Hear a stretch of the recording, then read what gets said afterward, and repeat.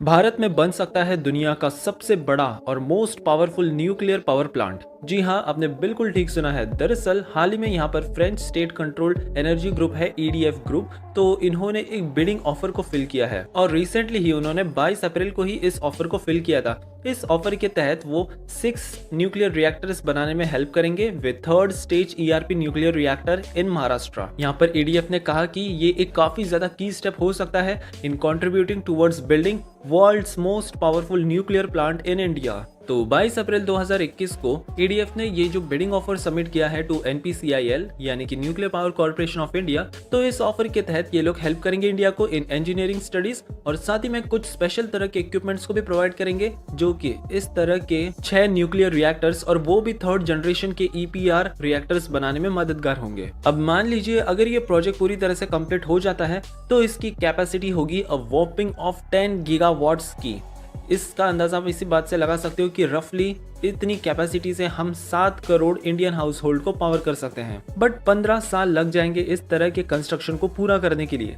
लेकिन अब यहाँ पर ऐसा नहीं है कि 15 साल बाद ही हम यहाँ पर इलेक्ट्रिसिटी पैदा कर सकेंगे। यहाँ पर इलेक्ट्रिसिटी को जनरेट करना पहले ही स्टार्ट कर दिया जाएगा ड्यूरिंग देयर कंस्ट्रक्शन फेजेस। अब यहाँ पर EDF ने एक स्टेटमेंट को भी जारी किया है जहाँ पर इन्होंने बताया है कि ये जो कॉन्ट्रैक्ट है तो इसका फाइनलाइजेशन वो एक्सपेक्ट कर रहे हैं आने वाले कुछ महीनों के भीतर। अब यहाँ पर सबसे इंपॉर्टेंट बात है कि ये जो French state controlled energy group है EDF, तो ये कंस्ट्रक्शन नहीं करेंगे। यहाँ पर हमारी कंपनी NPCIL रिस्पॉन्सिबल होगी इस तरह के 6 यूनिट्स के कंस्ट्रक्शन और साथ में इसका कमीशन भी वो करेंगे at Jaipur nuclear power plant in Maharashtra, as well as जो भी नेसेसरी परमिट्स या फिर कंसेंट्स चाहिए होंगे तो वो भी ये सारी फॉर्मेलिटीज NPCIL ही पूरा करेगी। यहाँ पर सिर्फ EDF न्यूक्लियर रिएक्टर्स को प्रोवाइड करेगी डील के तहत, जिसमें शामिल होंगे US partner GE steam power भी। And according to AFP report इस कॉन्ट्रैक्ट की कॉस्ट बताई जा रही है लगभग tens of billions of dollars. Although यहाँ पर कोई ऑफिशियल स्टेटमेंट, कोई ऑफिशियल डिटेल जारी नहीं की गई है, this is just an estimate. वैसे यहाँ पर इस प्लांट को लेकर कंपनी ने कुछ स्टेटमेंट्स भी जारी किए हैं। सबसे पहले तो ये जो फ्रेंच कंपनी है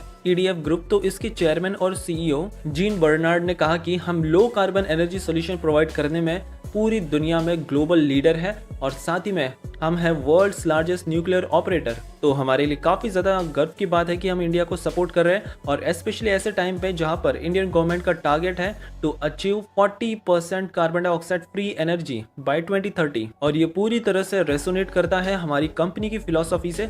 सो डेफिनेटली ये काफ़ी बड़ा स्टेप होगा टुवर्ड्स अचीविंग क्लीन एनर्जी, क्योंकि यहाँ पर हमें जीरो एमिशन क्लीन एनर्जी मिलती है। यहाँ पर कोई भी हार्मफुल बाय प्रोडक्ट एमिट नहीं होता है। जिस तरह से फॉसिल फ्यूल के दौरान काफ़ी ज़्यादा एमिशन हो जाता है, तो इसमें ऐसा कुछ नहीं है। वैसे आपको जानकर हैरानी होगी कि इस तरह के प्रोजेक्ट को हम 20 साल पहले ही अनाउंस कर चुके थे, लेकिन यहाँ पर इनहेबिटेंट्स के द्वारा काफी ज्यादा लोकल ऑपोजिशन देखने मिला। ये इसलिए हुआ क्योंकि 2011 के टाइम पे जापान में एक काफी बड़ा न्यूक्लियर डिजास्टर देखने मिला था इन फुकुशिमा, एंड इसी की वजह से यहाँ पर काफी सारे कैंपेन भी स्टार्ट हो चुके थे अगेंस्ट दिस प्लान।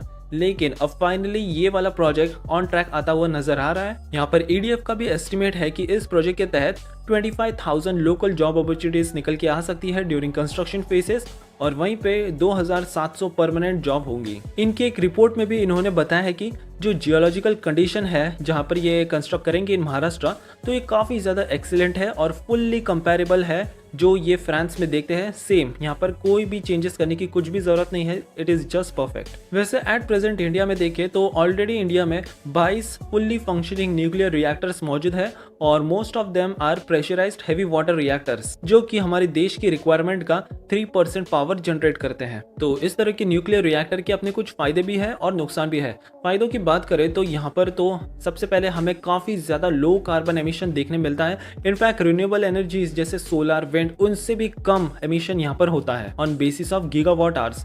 सेकेंडली यहाँ पर पर्टिकुलेट मैटर बिल्कुल भी एमिशन नहीं होता, यहाँ पर कोई केमिकल एमिशन नहीं होता। ये तो बात हो गई इसके प्रॉस के बारे में, लेकिन अगर हम इसके कुछ कॉन्स को देखें तो इस तरह के कंस्ट्रक्शन को करना डेफिनेटली काफी ज्यादा एक्सपेंसिव हो जाता है और ज़्यादा कोई कंट्रीज इस तरह के एक्सपेंसिव प्रोजेक्ट को अफोर्ड भी नहीं कर पाती। और क्योंकि ये इतना ज़्यादा एक्सपेंसिव हो जाता है, इसी की वजह से आज के समय में अगर आप देखो तो आई थिंक रफली 30 कंट्रीज में ही इस तरह के प्लांट्स अभी तक बनाए गए हैं। दूसरी बात, जैसे कि मैंने बताया कि इस प्लांट को बनाने में ही लगभग 15 साल का समय लग जाएगा, तो इसका कंस्ट्रक्शन काफ़ी ज़्यादा स्लो होता है, बट इलेक्ट्रिसिटी जनरेट करना हम अर्लियर स्टेज से स्टार्ट कर सकते हैं। इसके अलावा यहाँ पर न्यूक्लियर वेस्ट भी एक चैलेंज बन जाता है। अगर इसे बेहतरीन ढंग से मैनेज नहीं किया तो कई बार ये डिजास्टर सिचुएशन क्रिएट कर सकता है। बट इस तरह की प्रॉब्लम को सॉल्व करने के लिए यहाँ पर कुछ साइंटिस्ट डायमंड बैटरी टेक्नोलॉजी पर भी काम कर रहे हैं। इस पर ऑलरेडी हमने एक काफ़ी बेहतरीन वीडियो भी बनाई है, अगर आपने वो नहीं देखी है तो डिस्क्रिप्शन में या फिर आई बटन पर क्लिक करके आप देख सकते हो। इसके अलावा भी कई सारे रिस्क हो सकते हैं, जैसे कि अर्थक्वेक रिस्क,